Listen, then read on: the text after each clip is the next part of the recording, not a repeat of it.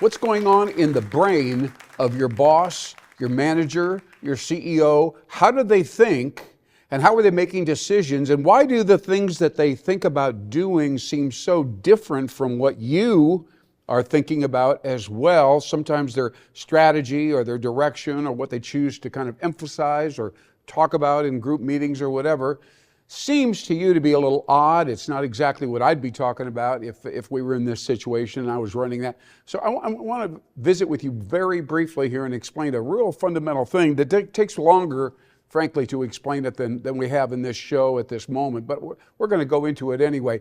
Do you realize that your brain, nearly everybody understands that there is a left hemisphere of the brain and a right hemisphere of the brain? That's common knowledge. And everybody talks about that when they get into high school and college and so on. They want to know who I am and why do I think like this and so on. But going one step further, this was all discovered back in the 70s, by the way. It's not two hemispheres, it's 4 quadrants inside every single human being.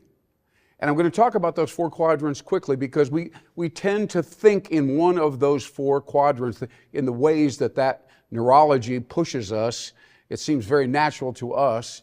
So I want to mention these to you because you may be a different kind of thinker than your boss. And on the other hand, if your boss is really thinking, even if they're very different from you, they're going to say, well, what are your thoughts about this? And it's important that you understand how you typically and naturally think. And of course, the same thing applies for your boss or teammates and so on. So I'm going to hold this up. It's called the whole brain model. You'll see in it would be your left side, the upper left side of your brain. And I'll briefly just say some of the words that are relevant to people that think like this. These are the rational, what we would call the rational thinkers. They're analytical, they're logical, they're somewhat critical. They think that they're very realistic. They like to quantify things. You know, when you move into a general management position or financial position, you're expected to do a lot of quantification of what's happening. Are we doing well or not? And you typically like to answer with numbers, and they know how things work. They know how things work. It's an interesting idea. Now, if you go a little bit lower in the brain, you're still on the left side of the brain. This is what we would call the safekeeping self. The safekeeping self. This is a person that likes to establish procedures. They try to get ahead of the curve and take preventative action. They get things done, right? So a lot of business people like people who are left brain thinkers, but they're a little bit lower in the brain, and I'm talking about those now. They're neat, they're timely, their desk usually looks great, they're reliable, they like to plan a lot. And again, this fits business to a great degree, especially in phase 2 or phase 3 when you launch a business. Now, on the right side of the brain, that's a very different kind of person. Typically, you think that people who are right-brained, they're over in the marketing department or the creative area or whatever. They come up with all these interesting ideas. They're innovation-oriented. So just take a quick look. They like to imagine things. They like to think ahead. They're visionary. They like surprises. They are curious about a variety of different things. They're always looking at different stuff. They even believe in the notion, and you see this in a lot of interesting business books about playfulness. And it's just a very interesting aspect and incredibly relevant, by the way, when you're developing new products. Now, finally, the segment, again, on the right half of the brain, it's a little different. This is where the salespeople are. These are the feeling people, all right? And so they work from that quadrant of the brain. Typically, as I said, oftentimes the salespeople, they're sensitive to other people. They like to teach. They're expressive. They're emotional. They're supportive. They like to talk a lot.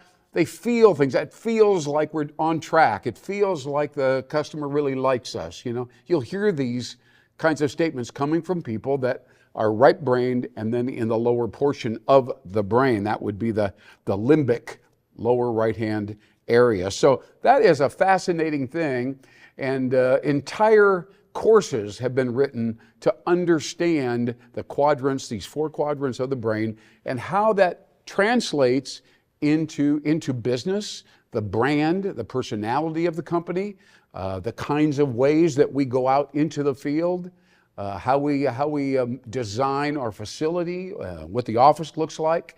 All this is driven by any one of these 4 quadrants. Fascinating, and I'd be happy to go into that with you if you have some time and would like to chat.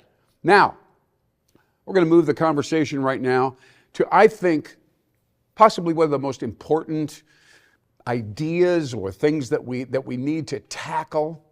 You know, a lot of companies, especially smaller companies with 100 employees or less, maybe as few as 50 or 25, they don't think about conducting research significantly. They might go to a trade show and assess how many people are there and so on, but it's very shoot from the hip. They typically have never hired an outside research organization, interviews, different types of qualitative focus groups. Any of those things can be extremely helpful and important, especially now when we're in this chapter where a lot of people feel kind of confused. They're not exactly sure, should we roll out a new product or not? Should we hold back? Are there other resources that we need to be leveraging or getting rid of? I mean, there's all kinds of interesting strategic questions, and you can get those questions answered pretty much if you have somebody that's done this before, goes out, sets up individual meetings in coffee shops or various areas, and talk with people that have done business with you and your company, and has an attitude. They have thoughts about what the company is and how they like your product or service and all. That's extremely important. It does give you a way to get ahead of the competition. So I didn't think about that. If we lower the price there and increase more of the personalization or customization over here, I never thought about doing that, but that came up in one of our interviews, and that was a very helpful thing. So out of this research that I've just alluded to, and I would say, here's the question: what does your customer want from you and from your product? I mean, this is a really important, tough question. Many business owners make a big mistake. They say, oh, we know everybody, they're fine, they like us, we love them, everything's cool.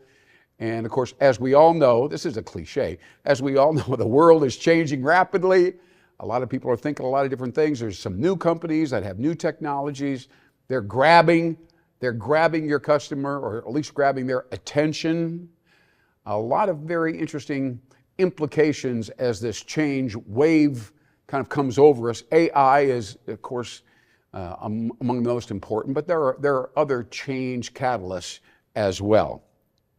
So what do your customers really want? You know, I've conducted a number of these research projects, and I'm not going to tell you where these come from, but it's an engineering firm here in the Omaha area. And I asked them all, I had them all in a room. Now, maybe this is relevant to you, so listen carefully to what your employees might be thinking or even saying, much like what I'm going to read to you right now. Okay, we're going to get through this right up to the middle of the show. I'm going to talk about the sponsors of this particular program at that time. But here we go. Listen carefully, and I'm going to move quickly. There's a number of them. The first person said in the room, we need to stand out. When companies are searching for subcontractors, our exceptional work and services need to put us on top of their mental list. Right? So there's an employee that's got a very clear idea. We're not being respected or thought of, and we're better than everybody else. Here we go. We are the best choice. They need to know that we are the best choice for the project. Okay, that's a fair comment. We need to have a block showing our 3 service fields. A lot of people aren't really clear on exactly what you do or how you do it, or what they're thinking about now. Maybe we've changed and so on. So just clarifying and distilling down what your primary services are. Here we go. Clarify what we stand for. Exactly what I just said. Verify our credentials, build trust, and finally introduce new ideas and new services. Now, this is a very big thing. I could talk on and on and on about new product development. I'm sure you know that by now. It's difficult in the state of Nebraska to convince business owners to launch and test new products and services, even though it seems obvious to many employees that we've got to do this. Those guys are ahead of us. They're playing around with it. Why aren't we jumping out in front? It's a reasonable thing, and it's very common. So here we are. We're going to answer the question, what does the customer want from us? Again, give our brand swag or prestige. We've heard of the word swag. It means essentially it's awesome, it's cool, it's hip, it's prestigious, it's influencers. Verify our credentials, and then automate certain parts of customer service. Now this is a smart person right here. They want a cool, attractive brand and core message. They want to make sure that they give people credentials so they can look up case studies and testimonials and all that. And then they want to automate certain things. That makes them very much more efficient. That's pretty cool. All right, we're going to go on here, and this will be very short. What do the customers want from us? Quality, sampling prices, sampling process. They want to be able to sample the process, and good communications. Very good. Now, this is an interesting comment. What does our customer want from us? Modest, that's what it says. I assume it means modesty. It could drive new services and something in between minor and major for our culture. Somewhere in between minor and major for our culture. Very interesting comment. Now here's another one. Imply leadership. We want to know from this vendor here that we've done business with, tell us what your notion of leadership is, how you lead, and how that interacts with us. Verify credentials, build trust, introduce, again, new products and services. We'll go a little fast here. Unwillingness to evaluate alternatives. Now we're coming at it from a negative point of view. Conservative and costly recommendations. And a lack of responsiveness. So this person understood the question in a slightly different way. What is the problem? What have we done wrong? What is the customer thinking about us that's negative? And very interesting here, they said lack of responsiveness. Wow. And wrapping up here, we got a little bit more, and we're going to do this again in another show because it's so indicative of what the business is all about. And it's so great to be able to listen to employees. And here it is. What should we give our customer? Clarify what we stand for. I think we're talking about values there. Broaden our local influence. Here you go again. And then finally, encourage learning and sharing new knowledge. Now, this is a very interesting idea that Tom Peters kind of got out in front of the entire industry. A lot of people, they go to school or they study a lot of stuff on the computer and so on. They get better and they learn things and they do things, but it doesn't occur to them that they should be sharing this information with other departments and other people inside the company. It just kind of goes right by. Well, that's fascinating, isn't it? My name is Lynn Hinderaker. This is WowBiz Nebraska. I thank you so much for watching our show here. We've got a great show, a lot of knowledge, a lot of information, a lot of help on your individual career and your programs. Now, I want to mention to you, the show is brought to you by what I would call a comer. All right, this is a concept, and I'm going to hold it up right here so you'll be able to see it on screen. It's called V-Mail Voltage. The V-Mail Voltage is the sponsor of this particular show here in Nebraska. And I have to tell you, I can't wait to tell you what V-Mail Voltage is all about. A lot of sales organizations, and I'm talking about a lot of them, sit at their phones every day and they send out emails and then they may make a phone call. And it can be a difficult process. Some people don't mind it. Other people struggle with it and don't feel that it's a good use of their time. Sometimes the customer seems to get a little rude with you. Cold calling can be particularly difficult. So V-Mail Voltage, though, changes this problem. And I'm going to give you a little example right now. Pretend somebody comes home or you come home from work. You're kind of tired. You're going to kick back on the sofa and you're going to watch, we'll say Netflix for the heck of it. And so you're watching Netflix and you're enjoying it. You're relaxing. all of a sudden an ad comes up there in the show, as we know it always does. And there's a gentleman right there, and he's talking, he's selling his product or service. I can't remember what it would be, but he's talking and he's just, kind of interrupting the show for a few minutes. But as he's speaking, and you're kind of getting engaged with what he's saying, it's kind of an interesting product or whatever he's talking about. But then all of a sudden, as he's talking just as fluidly as possible, he uses your first name. What? Millions of people are watching this ad. He used your name. This is a wonderful product. It's been validated by scientists all around the world. And by the way, John, this is an incredible thing, and you should be thinking about it going forward with your business.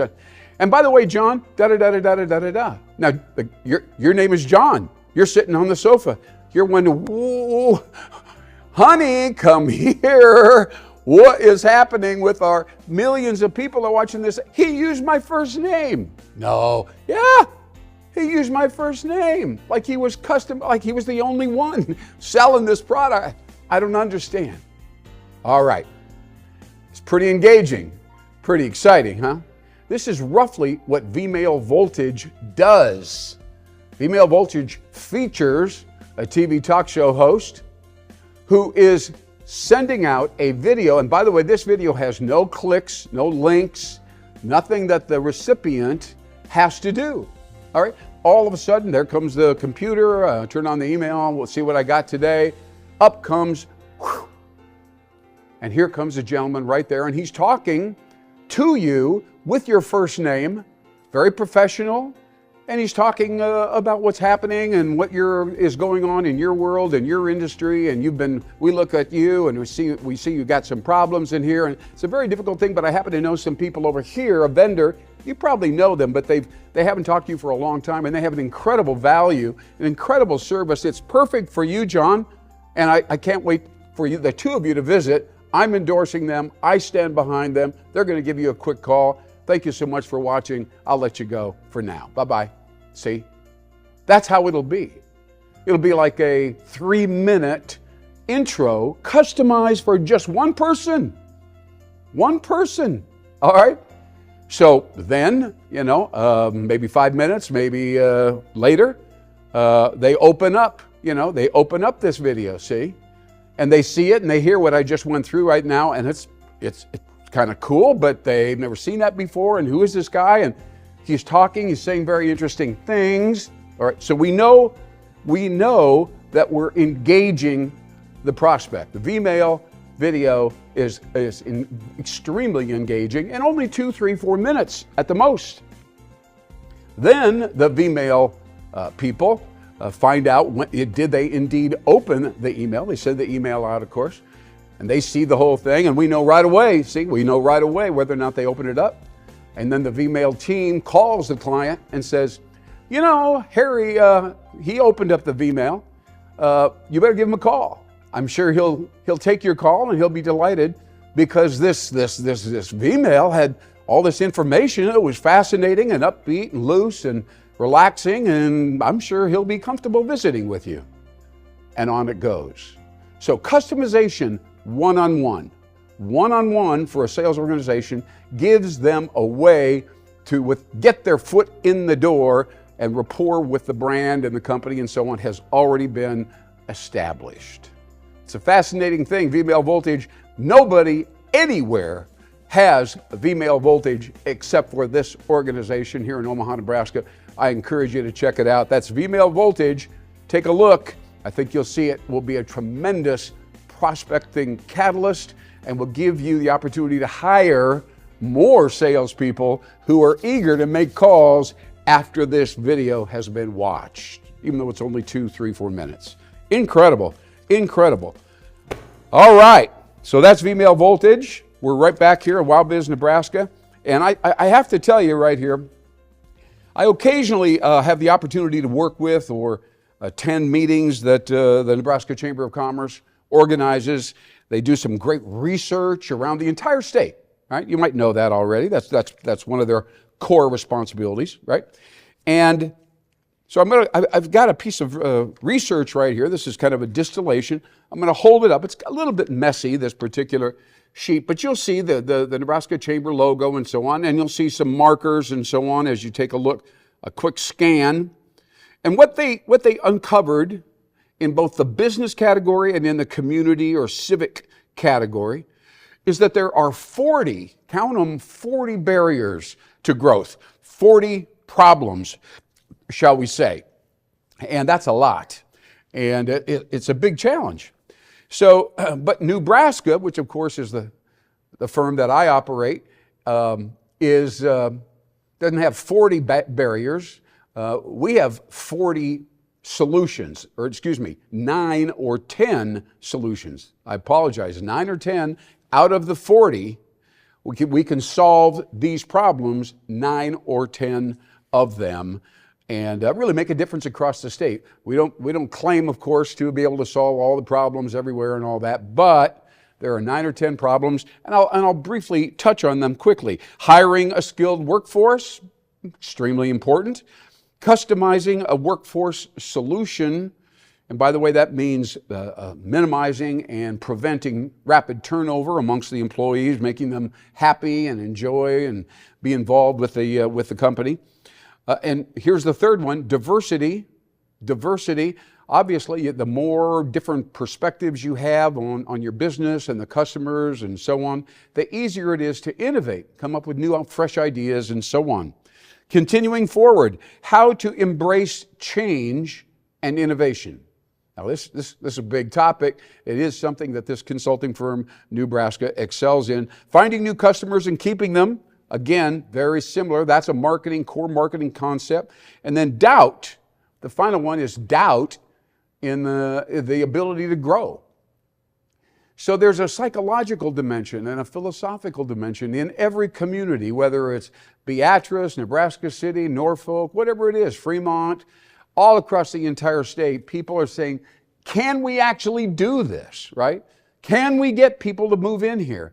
Can we solve problems? Now, moving along here, I'm going to go to one quick idea here before we wrap up.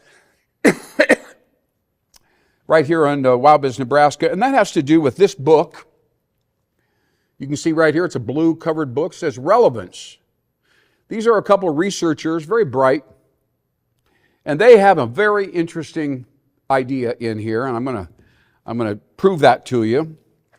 Their attitude is that chambers of commerce in particular are losing some of their value, losing some of their relevance, and a lot of the members are drifting away. They don't see the value in being members. Now, many do, and they do a great job with luncheons and mixers and getting people together, and that's extremely important. So I wouldn't take that away from them. They do that very good job with that. But members of the chamber, and we'll just focus on them for a minute. That's a lot of people in most communities.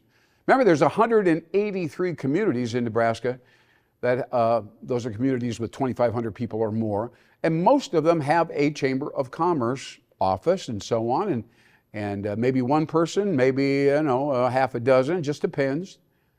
But the key issue is this: people have problems. Business owners have problems, and they don't have resources that enable them to quickly solve those problems. They'd like to be, and I've talked to many people about this idea, they'd like to be able to call the local Chamber of Commerce, say, hey, we're having an issue out here with sales. We got a little problem keeping some of our employees. We're not sure what to do with the office. Manufacturing seems to be slow right now. Productivity is bad. We would like to talk to somebody. Anybody who could come out and help us, spend a little bit of time with us, maybe give us some feedback or suggestions or whatever. This is the kind of question and interaction that should be going on in any community. Any community, and the chamber should be able to say, as a matter of fact, we do. We have a couple people that work with us, and they're great on the operations side and great on the marketing side. We'll line something up and send them right out. I'm sure they can make a difference. Great. You guys are great. I love that. In addition to whatever fee, whatever consulting fee or coaching fee, whatever it is, 25% of that fee, whatever it is, 25% of that fee would then go back to the local Chamber of Commerce. So the whole process, everybody wins. It's win-win. Local members get their business going again. You have a consultant who knows what he or she is doing and can go in there and really make a difference. And then, of course, again, the chamber can increase their revenue and so on. So it's a very interesting idea, and I'm hoping to see this thing proliferate and people being open and receptive. How can we work with you to add efficiency and effectiveness to our business, how it's working, what we do? We like the chamber. They're nice people. They try to help us, but this is a key need for us. And unless we do something like this, we got to try to track somebody down in Omaha or somewhere on that web, and it's difficult. We want to talk to somebody either right here in our building or maybe a Zoom meeting. Well, you know, one way or another. At any rate, we think this is a really good idea and would do the entire state and many of the 45,000 businesses in the state of Nebraska that have employees. And I think productivity would go up, everybody would be happier, a little more money would be floating around, and everybody would be pleased. Listen, before I sign off right here, I just want to hold up one picture here and try to explain to you what it means and why we think it's a really great picture. You see these young people, we call them urban natural people. You see the theme, make a move, make your move. This is a wonderful thing to say to a young group. We love this word, urban natural. We think it's a perfect way to bring people together in the state of Nebraska. You can see it right here, Urban Natural Omaha, Urban Natural Nebraska, whatever you want to do. The concept here is to blend opposites, take two things that don't normally go together, put them together in a super cool word, and increase our social attraction and economic attraction. Right here, right here in Nebraska. Thank you so much for watching. I'm Lynn Hinderaker. Please let me know what you'd like to hear about. Lynn@newbraska.com. I will see you again right here on WowBiz Nebraska. Thank you so much.